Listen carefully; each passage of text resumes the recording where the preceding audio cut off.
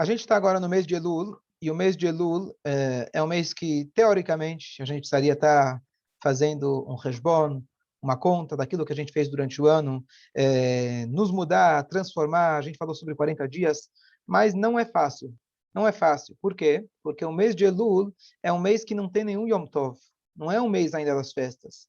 A gente só começa a realmente se tocar quando você entra no Rosh Hashanah, entra no Yom Kippur, vai no Sukkot, você começa a realmente vivenciar tudo diferente. Tem dias de trabalho, dias úteis que você não trabalha, e a comida e tudo você acaba se ocupando, você acaba estando com a cabeça mais nisso. A dificuldade do mês de Elul é que não tem nada disso. Só, de vez em quando, o Rabino te fala, mês de Elul, mês de Elul. Aí te dá um negocinho, você pensa no mês de Elul e continua para a vida.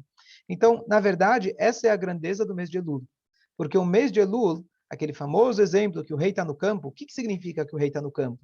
O rei, nesse mês, Hashem, ele está extremamente acessível, mas ele não está de forma atrativa, ele não está de forma imponente. Hashem, nesse momento, não está se mostrando. Então, a nossa sabedoria, nesse momento, é prestar atenção de que, apesar que a gente está no dia a dia, justamente por isso, essa é a grandeza desse mês. Se eu conseguir tirar cada dia alguns instantes, rezar um pouco mais, dar um pouco mais de tzedakah, obrigado. Se focar um pouco mais no amor ao próximo, coisas pequenas, entre aspas, mas nesse mês a gente conseguir se focar, esse é o intuito maior desse mês. E é literalmente isso que garante para a gente o mês, o ano bom. Então não é somente a gente chegar no Rosh Hashanah, porque no Rosh Hashanah, digamos assim, é fácil. Você escuta o shofar, você vai na sinagoga, o cada um que vai rezar em casa, tudo é diferente. A grandeza do mês de Elul é justamente por a gente poder corrigir os nossos erros enquanto estamos dentro da rotina. Eu sempre falei que eu era muito bom educador. Enquanto eu não tinha filhos, eu sabia educar todos os filhos dos outros. Enquanto eu não dava aula, eu sabia tudo que os professores tinham que fazer. Uma vez eu ouvi falar, que achei muito válido, quando você tem um pai que reclama muito da escola, coloca ele na diretoria. Pronto. Aqui na sinagoga a mesma coisa. O cara reclama da sinagoga, coloca ele na diretoria. E aí você vai ver o que é bom. Tá certo? Então, o que acontece? É fácil a gente mudar quando chega em Rosh Hashanah. Mas quando a gente está no dia a dia, quando a gente está na rotina, não é fácil a gente conseguir se transformar. Ok, então, sobre esse conceito de Elul, eu acho que vale a pena, pelo menos uma vez por semana, agora nesse mês, a gente dedicar um shiur para falar sobre esse mês, a gente parar, meditar, olhar nos detalhes, ver o que a gente pode melhorar. Então, o mês de Elul, ele tem vários acrônimos, vocês já devem ter ouvido falar, mas um deles, ele estava na paraxá da semana passada, que é Inaleyadó Besamtilach, tradução literal, Inaleyadó, aconteceu para ele, e eu colocarei para você. Logo vou explicar o que significa isso. O mês de Elul, ele tem várias, a palavra Aleph, Lamed, Vav, Lamed, ele tem várias iniciais. E essas iniciais, dizem nossos sábios, elas aludem ao que a gente deve fazer nesse mês. Uma coisa curiosa, não sei se vocês sabem, os meses em hebraico, eles não são no hebraico. Os nomes dos meses, eles vieram da Babilônia.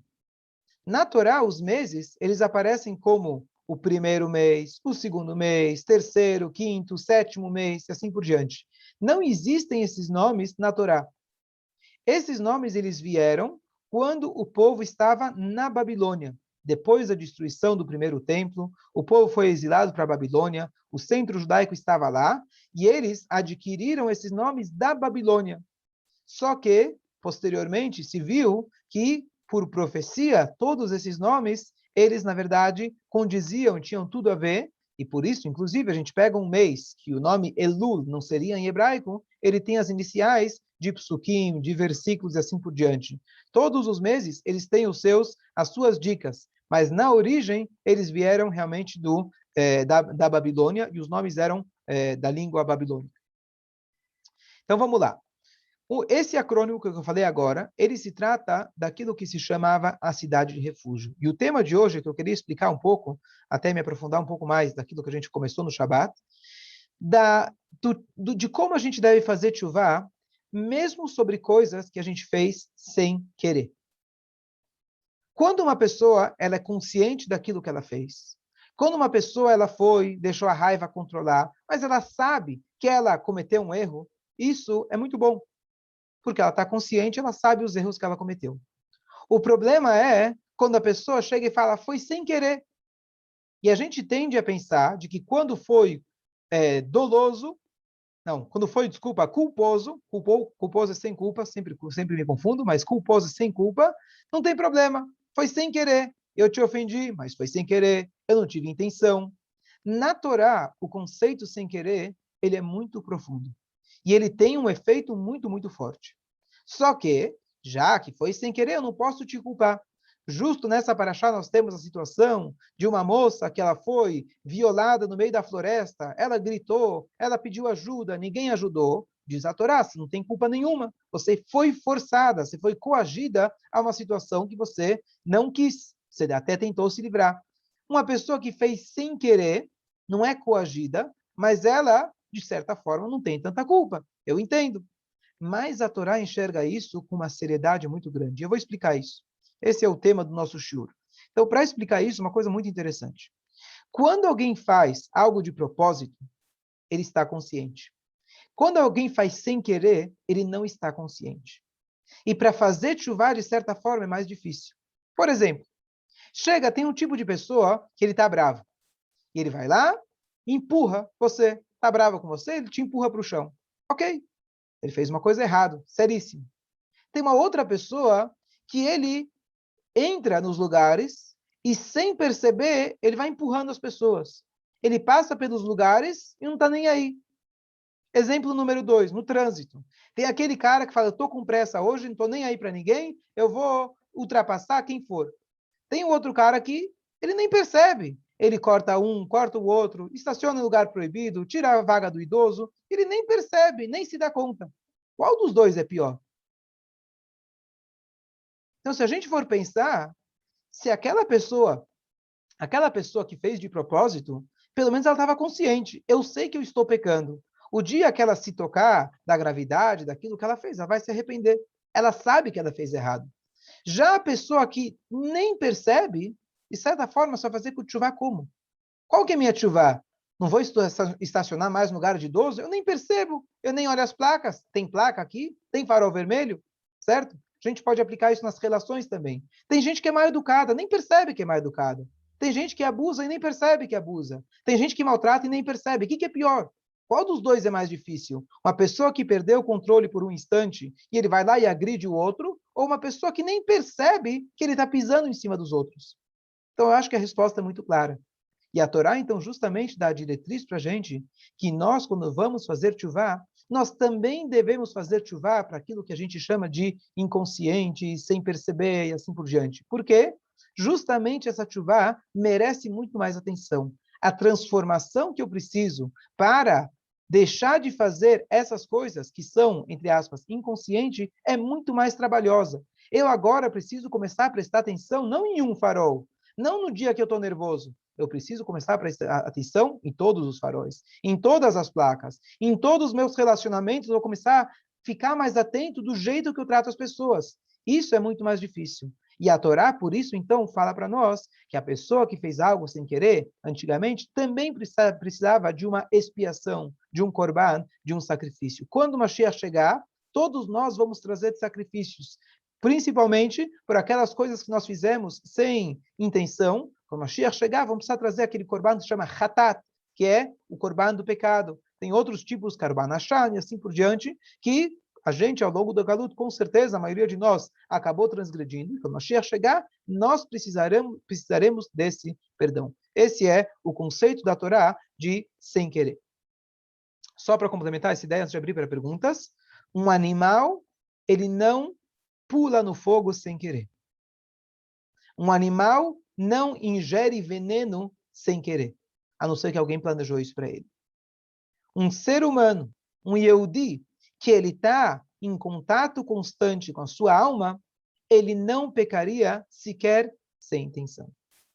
Se você tivesse ligado à sua essência, a sua essência, ela não erraria se você tivesse realmente atento a ela. Então, por exemplo, um exemplo do Shabat que o Talmud traz para a gente. Alguém esqueceu que isso é proibido fazer no Shabat. Eu acho que você precisa estudar mais. Você precisa estar mais atento. Você esqueceu que hoje era Shabat. Poxa, talvez então o Shabat não é um dia importante o suficiente para você. E assim por diante. Então, a pessoa que faz sem querer, precisa de uma expiação. Uma vez que ele não fez com vontade de ir contra o desejo divino, então ele não precisa ser castigado. Mas ele precisa, sim, de uma introspecção, fazer um pensamento, fazer um resbon, um cálculo de tudo que ele anda fazendo, para que ele possa obter o seu perdão. E o seu perdão, nesse caso, é literalmente tchuvá. Tchuvá significa voltar, voltar para a sua essência, voltar para a sua alma e entrar no trilho. Então, voltando aqui ao caso da Arei Miklat. Vamos agora fugir um pouco do nosso assunto, pegar um cenário que não existe atualmente e olhar o que a Torá está descrevendo para a gente dessa lei da cidade de refúgio. Aí a gente vai aplicar para nosso crescimento, especialmente no mês de Elul. Então, a Torá fala para a gente que se uma pessoa, ela comete um crime e ela mata outra pessoa sem intenção, um crime culposo, ela deveria fugir para cidades de refúgio. Como funcionava isso? A pessoa, os familiares do assassinado, eles tinham o direito pela Torá de vingar o sangue de seu parente e eles poderiam, sem problema nenhum, matar o assassino. Enquanto isso, o assassino ele deveria fugir, correr para 6 cidades de refúgio que a Torá designa quais são elas, e ele, se ele chegasse a tempo nessa cidade de refúgio, lá ele estaria protegido. Se o parente entrasse lá para matá-lo, o parente seria considerado culpado 100% por aquele assassinato. Então, e a pessoa fica lá até a morte do Kohen Gadol. E é uma coisa muito estranha, diferente. Que história é essa? Número 1, se uma pessoa sem querer mata, ele se dá permissão para os parentes matarem ele? Ah, então se você dá permissão, e por que acontece de repente se ele fica numa outra cidade? Aí sim, não, tudo bem. Então agora você já não pode mais matar ele. E qual que é o sentido dessa mitzvah? Se a pessoa é culpada, dá para ele o seu castigo. Se ele não é culpada, se a pessoa não é culpada, então não dê castigo. Fica aqui um negócio no mais ou menos. Se o cara pegou ele, tudo bem. Se o cara não pegou ele, então como funciona essa mitzvah? Então nossos sábios explicam para a gente, primeiro, vamos entender o cenário que isso aconteceu. Uma pessoa, por exemplo, que matou o outro sem culpa nenhuma, ele não tem que pagar expiação nenhuma, nem para cidade de refúgio. Por exemplo, no cenário do Talmud, alguém está subindo uma escada, e enquanto ele está subindo, caiu um degrau, ou ele mesmo caiu em cima de outra pessoa, e matou aquela pessoa, ele tem 0 culpa. Porque a pessoa, quando está subindo, está focado em subir. Ele está com o peso dele, com a gravidade dele focada para se equilibrar, para poder subir. A queda dele foi uma coisa completamente sem intenção, e por isso a pessoa não precisa de nenhum tipo de perdão. Uma pessoa que estava descendo a escada, e ela deveria ter tomado mais cuidado. Só um segundo. Uma pessoa que estava descendo a escada, e ela deveria ter tomado mais cuidado, e ela não tomou, mas não foi que ela caiu de propósito. Essa é a situação que ela deveria fugir para a cidade de refúgio. Já uma pessoa que ela é totalmente descuidada, a pessoa ela vai lá e destrói, por exemplo, um prédio sem colocar nenhum tipo de proteção embaixo, nenhum alerta, e cai em cima de alguém, você destrói uma parede e cai uma pedra na cabeça de alguém, nesse caso, você não vai para a cidade de refúgio. Você deveria ter pena de morte direto. Só que como não foi intencional, você não tem a pena de morte, mas você vai ter que a vida inteira ficar fugindo dos familiares, porque você praticamente cometeu um assassinato doloso. Então, o que eu quero dizer com isso? Que a situação que a Torá fala que você precisa ter uma expiação é quando não foi nem quase de propósito e nem sem intenção alguma, sem nenhuma forma de você ter prevenido. Vou dar um exemplo. Se alguém está no meio da estrada, literalmente na estrada, e de repente, do nada, aparece alguém que atravessou. E o cara foi atropelado. Não é culpa tua. Você tem 0 culpa. Você está no meio da estrada, não tem farol, não tem faixa, não tem nenhum motivo para o cara atravessar lá. Você matou o cara? Matou. Foi teu carro, mas não foi você. Então você tem 0 culpa nessa situação. Quando você tem culpa, numa situação intermediária. Esse é o ponto número 1. Ponto número 2. Por que será que a pessoa então tinha que ir para essa cidade de refúgio? A resposta é que quando você acabou tendo culpa na morte de outra pessoa, significa que você não está dando valor suficiente para a vida. Se você desse um valor necessário para a vida, você teria tido mais cuidado quando você desse a escada. Agora, quem sou eu? Eu, Avraham, para poder falar, você é culpado ou não é. Quem fala isso é a Torá. Às vezes é difícil você chegar a falar para alguém, olha, você fez sem querer, mas você tem culpa. Esse tipo de pensamento a Torá dá para cada um fazer sozinho. Não é para a gente chegar e falar para o outro, olha, você fez sem querer, mas você é culpado, e etc. Quando alguém fez sem querer, perdoa e pronto. Mas, quando você fez sem querer, cabe o teu julgamento, cabe você repensar naquilo que você anda fazendo. Então, diz para a gente a Torá, na verdade, você tem pena de morte. Você mereceria a pena de morte, porque você não deu valor à vida. Então, eu vou te poupar, diz a Torá, dando algo que vai, um tipo de reeducação, que vai te ajudar a considerar melhor o que é a vida. Vai para um lugar novo. Vai para um lugar onde ninguém te conhece. Recomeça do zero. Todo lugar que você chega lá, talvez você não conhece a língua, talvez você não conhece, bom, era em Israel, então você não conhece as gírias do local, as pessoas não te conhecem, às vezes você não tem negócios naquela cidade, você está chegando para um lugar completamente novo, você vai ter que recomeçar do zero. E essa mudança geográfica, mudança de ambiente, mudança de todos os aspectos, de amigos, etc., isso vai fazer com que você comece a repensar na sua vida. Esse é um dos motivos que a pessoa deveria ir para o Ir Miklat. Outro motivo que ele ia para lá era literalmente uma segurança para ele, para que ninguém pegasse ele, para que nenhum parente pegasse ele. Então, essa é a ideia do Ir Miklat, que assim traz para a gente o Sefer HaChinuch, ele traz para a gente esses motivos. Essa é a ideia do Ir Miklat. Antes de abrir para perguntas, e aqui a gente vai agora aplicar isso para o nosso dia a dia. Nós também, ao longo do ano, cometemos vários erros, de propósito ou sem querer. Aqueles que são de propósito, a gente já tem, fizemos vários outros shiurim a respeito. Tem que pedir desculpa, tem que pedir perdão, tem que pagar o prejuízo e assim por diante. Aqui nós estamos falando sobre pecados, aqueles que a gente pisa nos outros sem querer, aqueles que a gente nem percebe que a gente faz, os pensamentos que passam na nossa cabeça, a maneira que a gente fala, o jeito que a gente anda, o jeito que a gente se comporta. Não é algo que eu posso apontar e dizer para você, olha, você fez A, B, C. É o geral, é o espírito da coisa. Diz para a gente a Torá, no mês de Elul, você tem que ir para uma cidade de refúgio. Você tem que sair da sua zona de conforto. Saia da tua cidade. Não tem como você fazer tchuvá comendo sorvete deitado no sofá. Assim não se faz tchuvá. Tchuvá significa acorda um pouco mais cedo. Tchuvá significa reza um pouco mais. Sacrifica um pouco do teu horário do trabalho. Sim, esse mês a gente tem que sacrificar. Sacrifica um pouco mais do dinheiro que você tem para dar mais tzedakah. Esse sacrifício é aquilo que vai te ajudar a fazer uma elevação.